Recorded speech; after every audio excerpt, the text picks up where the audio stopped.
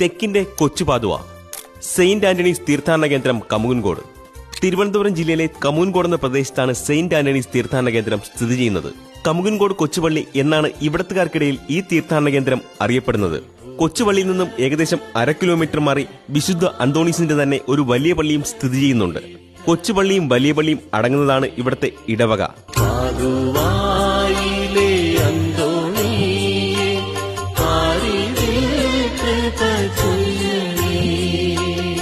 വാഴ്ത്തപ്പെട്ട ദേവസഹായം പിള്ള സുവിശേഷ പ്രചാരണാർത്ഥം ഇവിടെ എത്തിയപ്പോൾ വിശുദ്ധ അന്തോണീസിന്റെ തിരുസ്വരൂപം കൊച്ചുപള്ളിയിൽ പ്രതിഷ്ഠിച്ചുവെന്നാണ് പറയപ്പെടുന്നത്.